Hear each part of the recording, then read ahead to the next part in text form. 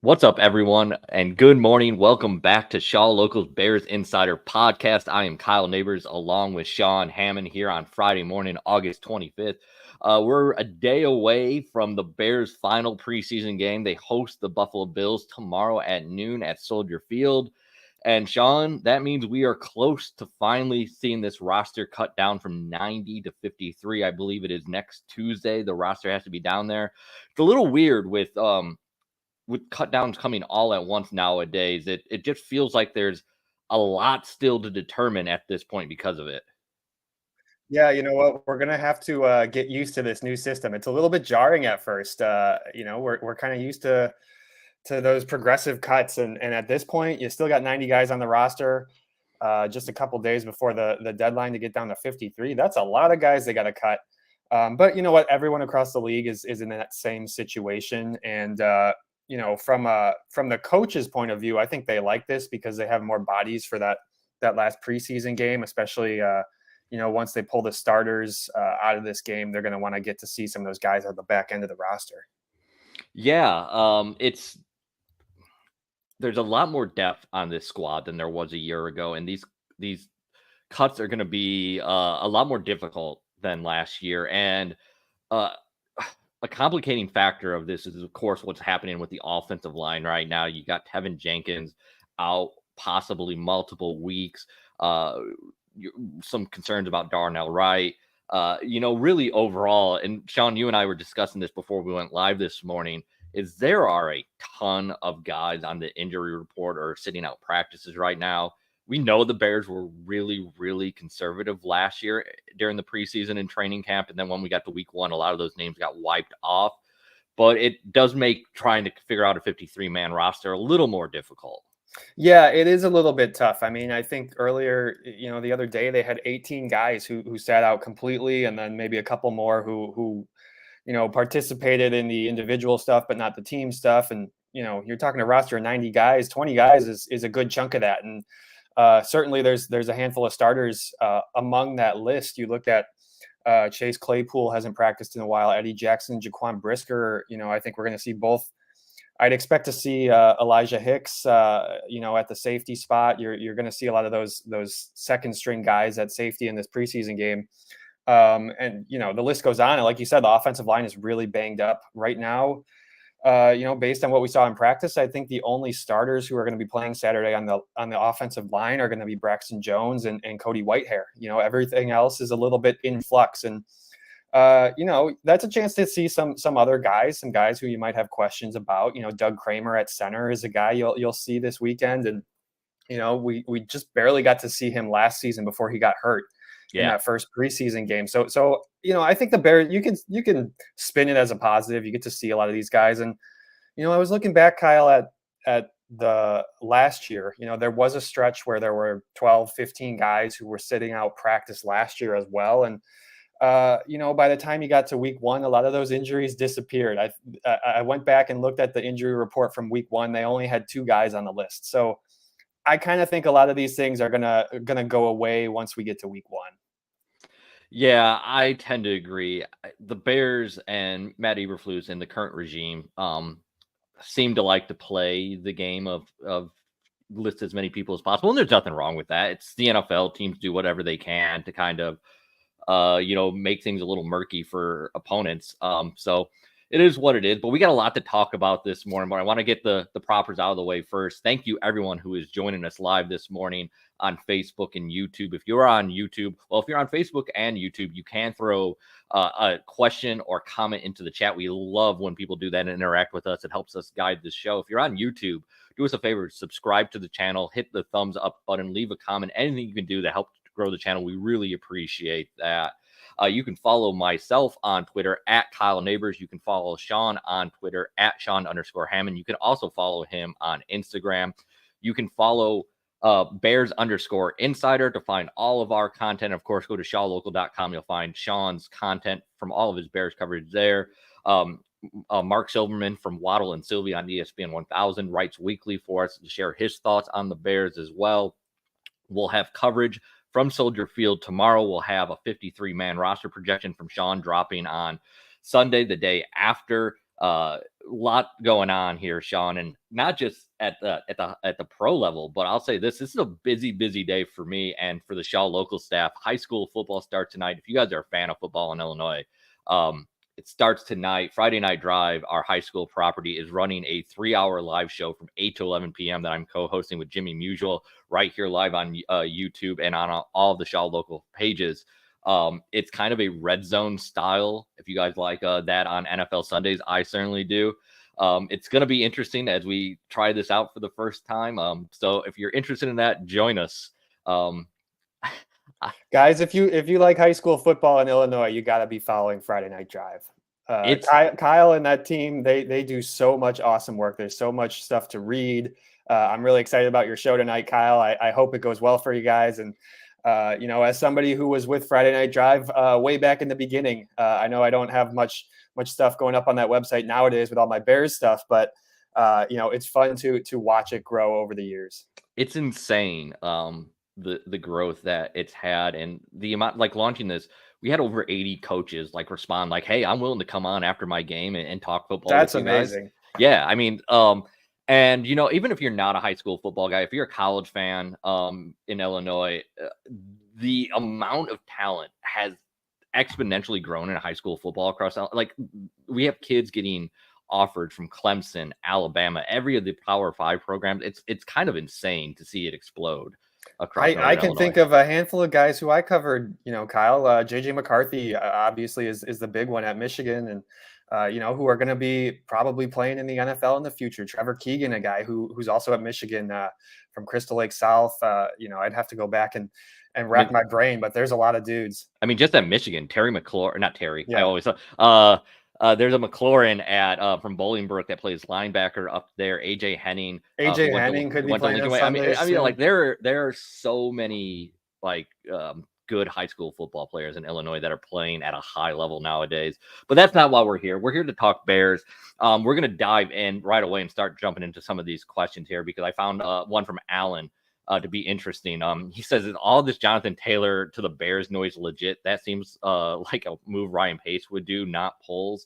Sean, I don't know about you, but I have not like outside of just fan speculation, I haven't heard anything other than that about Jonathan Taylor and the Bears. I haven't seen anything from a legit source that I would trust. I don't see it.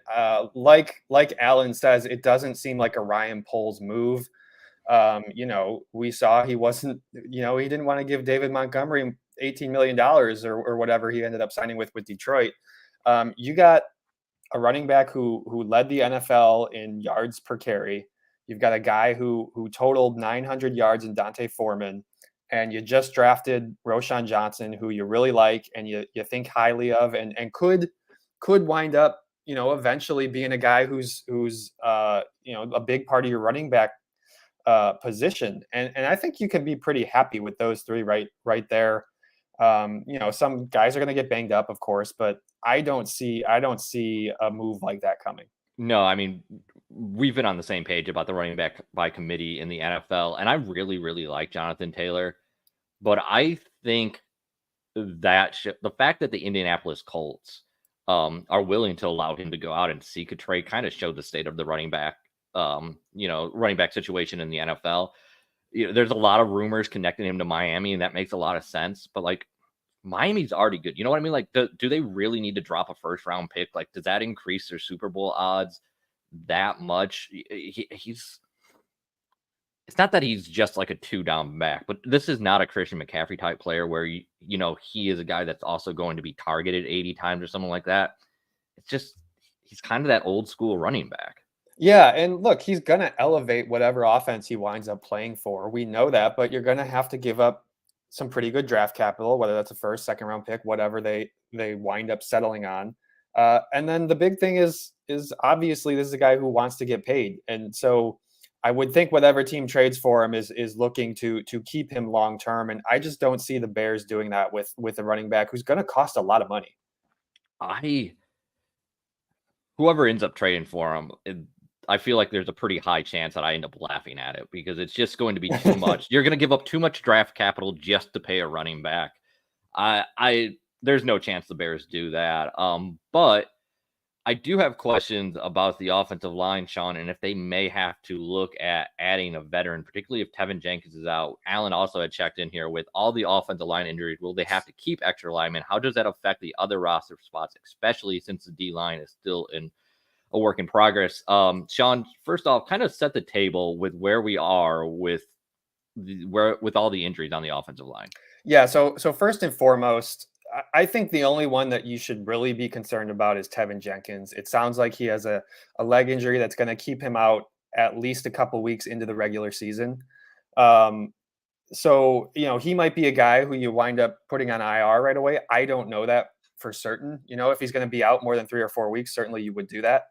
And then uh, it's kind of a mess everywhere else. Nate Davis has hardly practiced. That's been a weird situation. I don't really know what to make of that. I do think he's hurt, but I don't really know what that. He came back for a day or two, maybe a week ago. All the days are running together now. That tends to happen at this time of Yeah. year. So that's your starting right guard. I kind of feel like he's one of those guys who might be fine once we get to week one. Darnell Wright tweaked his ankle this week. I don't think that's anything to be concerned about long term. I think that's one of those things that might bother him for a week or two. But I would expect he's going to be back soon. Cody Whitehair, who was practicing this week, also was dealing with a bit of a hand injury. I don't know what that means if he can snap the football at the center spot. But with all these injuries right now, I think you're going to see Cody at guard on Saturday in this preseason game and see Doug Kramer at center. But yeah, I mean, so you might have to keep an extra O lineman when you start thinking about the 53-man roster. If Tevin Jenkins is going on IR, which again I don't know, but it's a possibility. You're gonna have to keep somebody else. And Jatari Carter's played a lot at right guard. You like what you've seen from him a little bit in the preseason. Yeah, he's been pretty encouraging, I'd say, overall. Yeah, he looked really good in that first preseason game. I think he's had some moments in practice during training camp where he struggled, and he's a young player. He's going to have some ups and downs. Lucas Patrick's also been dealing with injuries. He's been out for a good chunk of training camp, so that's a concern. That's supposed to be your interior, your top backup on the interior. He can play center, he can play both guard spots, but when you don't have him, it makes things harder. Rick Gonzalez, a regular checking in here saying, "Can we cut Patrick, please? How is it that he is always injured?"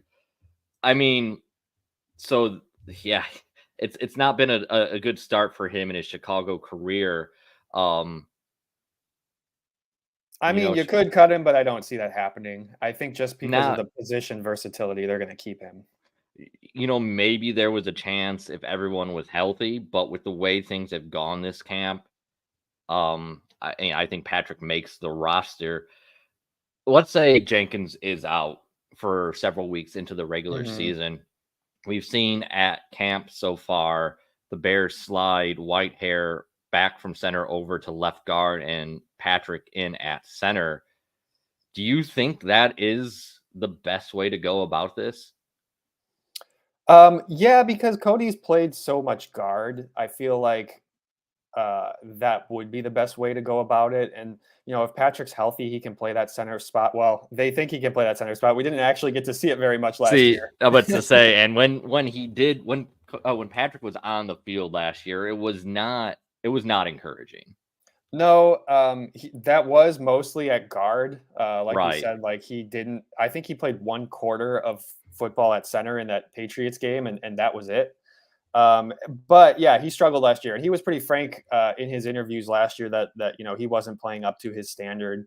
You also have Doug Kramer, who we mentioned earlier, the second-year guy, but missed his whole entire rookie season with a foot injury. He's a local guy too from Hinsdale. A little bit undersized. He's not the biggest guy, but he could play that center position if you needed him to as well. It's kind of remind you a bit of Sam Mustipher. In a way, yeah.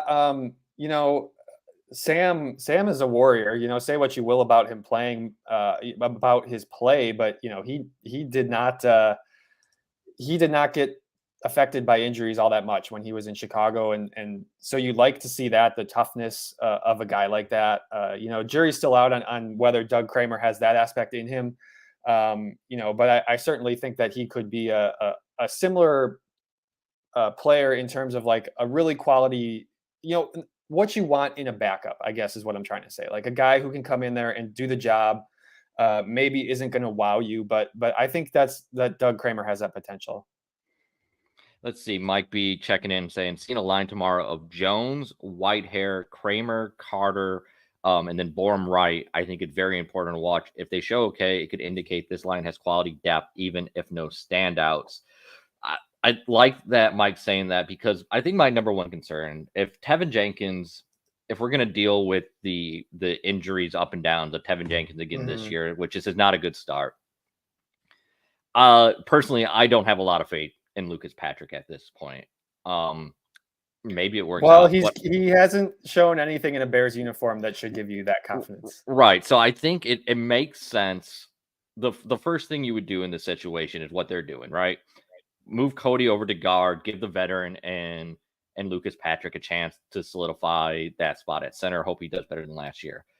If that struggles though, Sean, let's say Lucas Patrick struggles again, then you start going in. So you talk about you have the potential of Doug Kramer at center. Maybe you move Cody Whitehair back over to the center and you slide Alex Leatherwood, who's still around, in at left guard. You mentioned Carter there. Is there anyone else that you think could challenge for a role in the starting five if Tevin Jenkins is out? Yeah, I mean, if we're talking interior, I like those two guys you mentioned, Leatherwood at left guard, Carter at right guard. We haven't seen Carter play on the left side, so I would think those two guys, they've pretty much been focused. Leatherwood on the left side, Carter on the right side. I don't think they would switch them uh, at this point. Those are young guys who don't have a ton of experience. The only other name, particularly on the interior, that I would throw out there is Dieter Iselin, just because he's another guy like Patrick who can play multiple spots. He's worked at center, he's worked at both guard spots. He hasn't gotten a ton of action in regular season games, but he has played a little bit. And certainly, he's a guy that has seen a lot of preseason action, and you kept him on the practice squad last year for a reason. And so maybe he's a name that could wind up slipping onto the 53-man roster as well. It's disappointing that here we are a couple weeks away from week one, and it does sound like Tevin Jenkins is the only long-term concern to this offensive line, but that is a major, major blow if he's not ready to go. He was their best offensive lineman last year. If he's not able to go, you immediately have to start moving parts around on this offensive line again. And you looked at the upgrades that they made going out and signing Nate Davis, the addition of Darnell Wright. You felt like they had really solidified that starting five. While I'm not saying it was a top 10 line, it felt average, which was a big improvement from a year ago. And it felt like had a chance to improve as the season went along. And it felt like it gave Justin Fields an opportunity to do what he needs to do to take that next step. Yeah, we know Tevin Jenkins' history with the back injury, and he missed several games last year for various reasons. So the injuries, unfortunately, have been the biggest thing that has hurt him early on here in his NFL season, and the timing is funny, not funny, but curious because in Indiana last week after those joint practices, one of those days, we got to talk to Tevin again, and some of the questions were like, you finally have like a full training camp. You've been healthy. How important has that been for you? And then he was like, not so fast, my friend. And then there was no indication that anything was wrong. And then we come back this week and he's got an injury that's going to set him out for a while. And so that's unfortunate. It's been an up and down battle with the injuries for Tevin, and I feel for him because you're right, Kyle. When he was on the field at guard last year, he was their best offensive lineman. I have no problem saying that. Like, he was really, really good, especially in the run game. and you want that out there. And I mean, yeah, you combine that with what you got out of a rookie in Braxton Jones at left mhm, tackle, and you move Jenkins over to left guard, and all of a sudden that side of the offensive line had tremendous upside, and it still does. I mhm, mean, Tevin Jenkins has to stay on the field, and we're reaching the point in his NFL career where the Bears are gonna have to make a decision to move on or not. You know, mhm. as good as he is, yeah, when you're missing multiple games every season, availability is number one in the NFL. It absolutely is, and, we talked about that with Braxton Jones last year, playing every single snap for the offense the entire season, and, if you're a young guy in the NFL and you wanna impress your coaches, that's number one. I know these guys, you can't help injuries, like, they happen, it's not anybody's fault, but yeah, like, you wanna see the availability be there for Tevin. Want to give a shout out to Ken Nelson Auto Group, which sponsors Shaw Local Bears Insider podcast, proudly serving the Sauk Valley area for over 55 years. Ken Nelson Auto Group offers 10 new vehicle franchises in one convenient location right here in Dixon, Illinois. Shop a great selection of new and pre-owned vehicles at kennelsonauto.com. Of course, if you guys are following us live here this morning on YouTube and Facebook, give us a thumbs up. Subscribe to the channel. If you are on either of those platforms, you can also drop into the chat and leave us a question or comment. We appreciate that, knowing what you guys want to talk about. And speaking of, Rick was checking in here with what's going on with Cole Kmet, injured or not, Sean? Yeah, so just a little context here.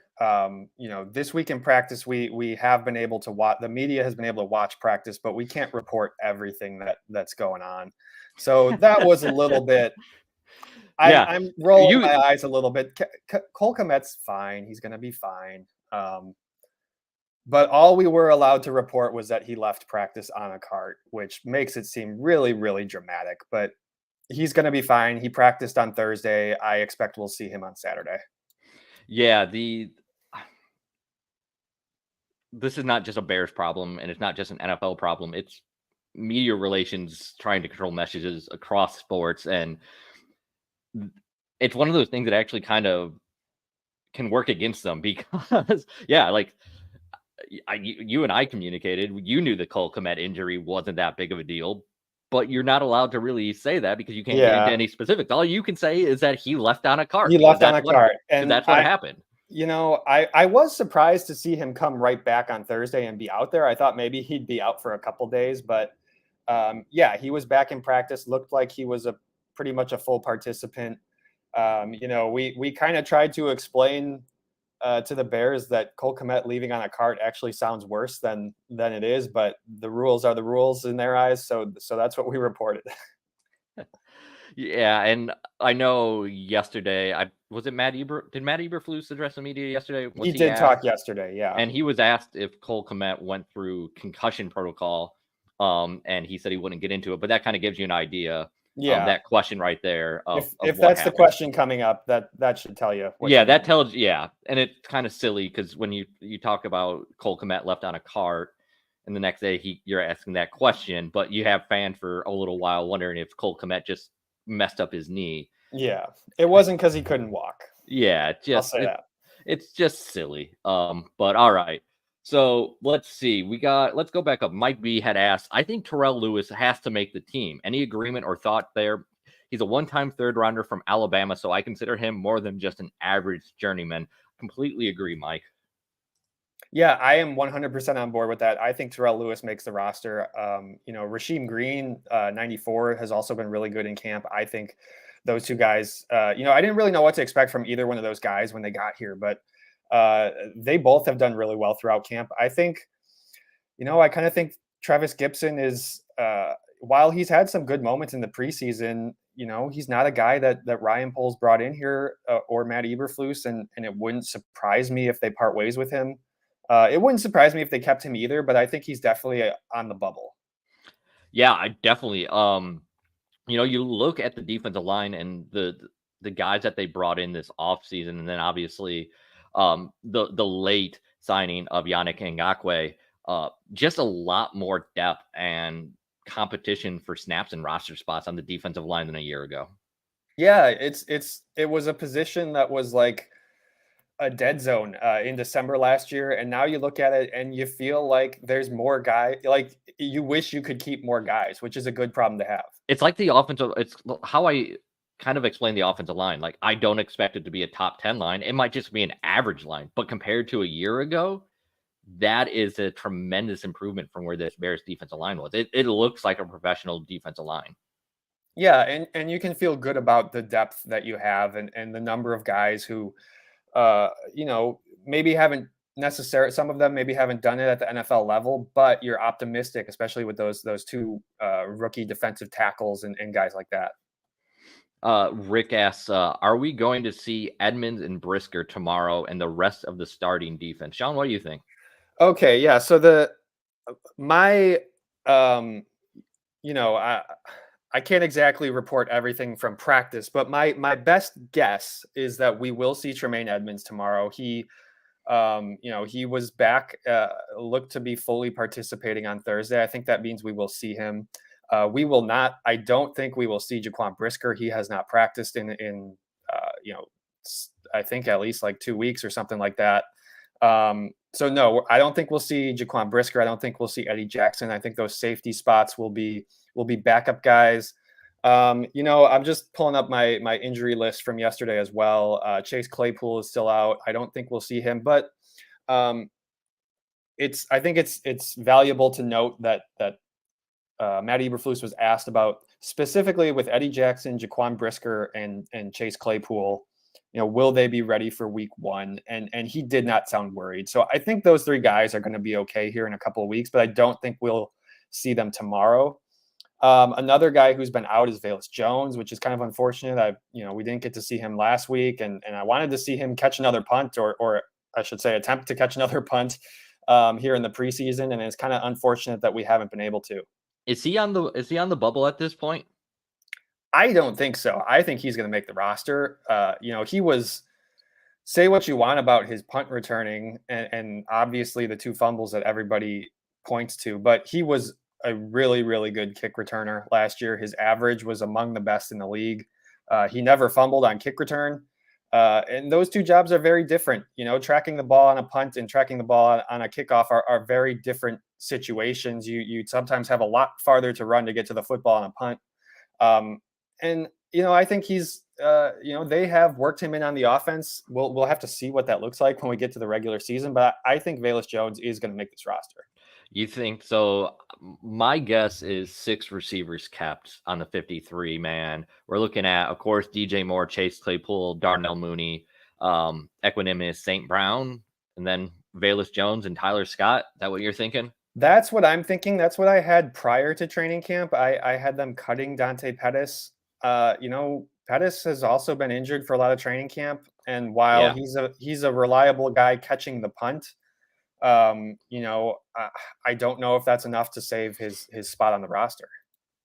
All right. Well, let's dive into that for the last 10 minutes or so of the podcast today. Let's look at kind of what position battles at this point. Where are the roster spots, the bubbles that you're still paying attention to? Yeah, we mentioned one of them earlier, with Travis Gibson and Terrell Lewis. I think watching those two guys, they both played well last week against the Colts. And Terrell Lewis has played well in both preseason games. He's got 3 sacks here in the preseason. That's one to keep an eye on. I do feel like, I know we've written and talked about, this isn't necessarily, both these guys will make the team, but Tyreek Stevenson and Terrell Smith at cornerback have been kind of battling for a starting spot. I do feel like that's going to be Tyreek Stevenson. We've seen him play really well in the preseason, but certainly that's a spot to keep an eye on. And then, one spot we haven't mentioned, Kyle, is those last quarterback spots. Tyson Bagent, man, how about that 92-yard drive? It even in a year where we are set on the Bears quarterback, we still have questions about the backup spot, huh? No, I mean, there's been a lot of talking. This is where you're getting towards the end of training camp or the end of like preseason because you're having these kind of debates. But I don't really think you need to keep him on the 53-man roster. I feel like people are overblowing that based on one good drive in a preseason game. Yeah, I think everyone's going to react to what they see when the game comes on, and obviously you saw Tyson Bagent with a really nice drive. How cool was that he dove in for a touchdown himself? That was just an awesome moment for an undrafted D2 guy. And so yeah, the question's going to come up, and then you combine that with the fact that PJ Walker hasn't looked very good in the preseason. Hasn't really done a whole lot. I think he's maybe completed half his passes for not very many yards. And so you take those two things, and you kind of have to, on paper, you look solely at that and you say, yeah, Bagent is clearly the answer here. But I don't know. It's a lot more complicated than that. You're talking about a veteran guy in PJ Walker who's won games in the NFL in the regular season. He's thrown a Hail Mary to force overtime. Not that one play means anything, but this is a guy who's been there and proven that he can win games as a backup to fill in for the starter. Tyson Bagent hasn't shown that. He's shown some really good things in a preseason game, and I do think he's looked good in practice. But if you're another team in the NFL, are you gonna pick up a quarterback from a D2 school based on one really good drive in a preseason game and put him on your active roster? I don't necessarily think that's going to happen. And I think the Bears would be safe waiving him and signing him to the practice squad. I think he would get through waivers. So you and I are on the same page here. Mark, not to call you out here, but I think this is a good debate, and you're far from the only person. It is a good debate because I could see it going either way. So sorry, Kyle. There's no chance that Bagent clears waivers. Sean, you make a good point on that, and Mark, the thing is there. If you claim him off waiver, one, you're giving up your waiver spot. Two, as Sean pointed out, you have to keep him on the active roster. When you're talking about such an unknown of a player, such a small sample size at even just at a preseason level, I have a hard time believing that a team is going to give up a waiver priority spot and keep him on the active roster based on that. You're talking about one drive. I know he's gonna. So he's gonna play tomorrow. We'll get to see him a little bit more on Saturday against the Bills. But so far you're talking about a very small sample size in these preseason games, and only one team has seen what he has done in practice, and that's the Bears. They're the only ones who know if he's doing that on a consistent basis, day in and day out. And I just think that most teams are probably feeling good about their number one and number two at quarterback. And a lot of teams only keep two. They have the new rule where you're going to have that third QB on the practice squad. I don't know what team is going to go out and say, yeah, Tyson Bagent, he could be our number two. Let's get him right now. If they kept him, let's say they did keep three QBs. They could do that, and teams do that still. Yeah, let's say who is most likely the guy that gets left off the 53 man if they make that decision? Like whose roster spot is he taking? That's a good question. And I'm going through our projection right now. I'm still in the process of doing it. And yeah, I mean, unfortunately, if you keep three quarterbacks, that's gonna cut, somebody else off the roster. Rick wants it to be Lucas Patrick. I say Patrick, and you know what? This would be an easy decision. I would agree with you, Rick. Or not like this would maybe it isn't Patrick. It would be I think it'd be an offensive lineman if Tevin Jenkins was healthy. This is complicated by the Tevin Jenkins injury. Yeah, it is, and you could also look at cornerback. Like I said, I'm working through my most updated 53-man projection. My pre-camp projection, I had Kindle Vildor on there. I don't see that happening. I don't think he's going to make the roster. So maybe there's a spot that I think I lost you just there for a second. Which name was that? Kindle Vildor. I had before camp. I had him on the roster. I don't think he's going to make the roster just based on the depth chart and where he's coming off the bench. One of those defensive backs, maybe. I had 10 defensive backs on the previous projection, and I got to go through and do it again. But maybe one of those guys, maybe an offensive lineman. But you're right, the Tevin Jenkins thing probably means you're going to keep an extra lineman. Yeah. I'm looking through. I think defensive back is probably if Kindle Vildor. I agree with you. I don't think he's making the roster, Sean. Yeah, I mean they have him as a fourth string guy on the depth chart. I know the Bears haven't updated their depth chart in like 2.5 weeks, but yeah, I don't see that happening. Maybe Mark says I think the Bears only keep 3 tight ends. yeah, I'm on board with that too. I think Mercedes Lewis, Cole Kmet, Robert Tunyon, and Mercedes Lewis are probably the guys you're keeping. You'll sign one to the practice squad, but I don't think they necessarily need more than that. No, I think yeah, they did a good job of solidifying that position and getting a little versatility there. Those are the 3 guys I'm pretty sure at tight end. Yeah, But yeah, I mean, if you keep three quarterbacks, that's gonna make it tough. You're gonna have to cut somebody somewhere else. I do think that they're gonna keep PJ Walker just because they're paying him. I don't know. That's probably a bad reason to keep a guy. I know they have some cap space. If they want to cut him, they can. well, But here's the thing. At least I don't know. Maybe you have a little better feel for PJ Walker at this point. Like, how much do they value his leadership, what he does in the film room?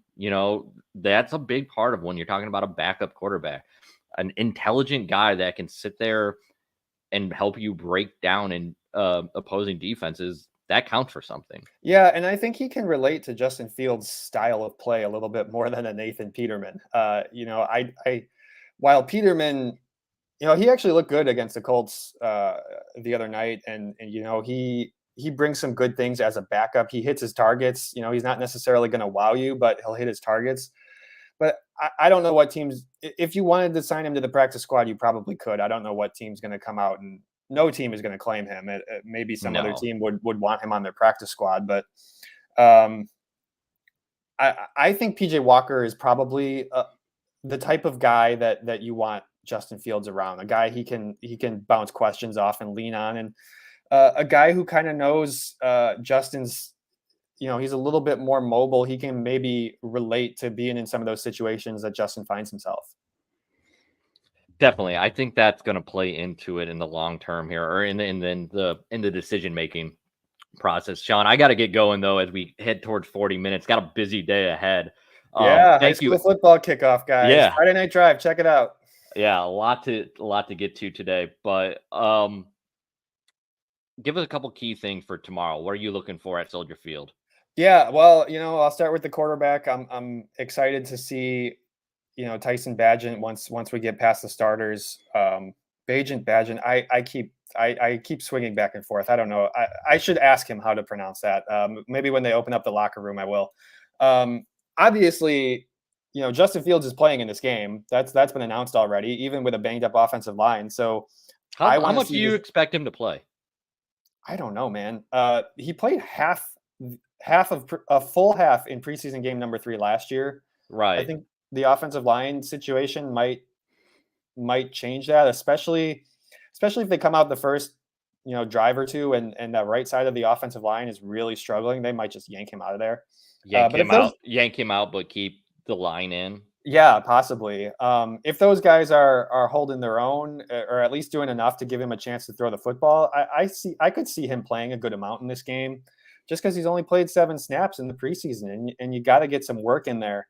I want to see what this passing attack looks like. Obviously, he threw those 2 really good screen passes and let his guys, make some really nice plays in that first game, but you got to see a little bit more. That's 2 weeks ago. It's time to maybe look vertically and try to throw the football a little bit more in this preseason game just to get some work in. Whether it goes well or not, I think the Bears want to see him play. So certainly, I'm watching Justin Fields. I'm watching Tyson Bagent. We talked about Tremaine Edmonds earlier. I do want to see him out there. I think he'll be out there. Not that he needs the work, but I think the defense needs him. Needs to see how they function with him in there. And so those are kind of the things I'm keeping an eye on. All right, Sean. It'll be a good afternoon of football over there at Soldier Field tomorrow. And then finally, Finally, we get to turn our attention towards the regular season. Make sure you follow us at shawlocal.com. We'll have full coverage for you from that preseason game and then getting that 53-man roster set and into the regular season. You can follow Sean on Twitter at Sean_Hammond. You can follow myself on Twitter at Kyle Nabors, and you can find all of our content at Bears_Insider. Thank you once again, everyone who joined us live this morning on Facebook and YouTube. We really do appreciate it. Until then, make sure you are subscribed. You can find the Shaw Local Bears Insider podcast on pretty much any outlet now that serves you for podcasts. We're up there, Apple, Spotify, iTunes, anywhere you go, you can find that. Sean, man, have a good weekend, and we'll be back with everyone next week. Okay. You too, Kyle. All right. Later, everyone.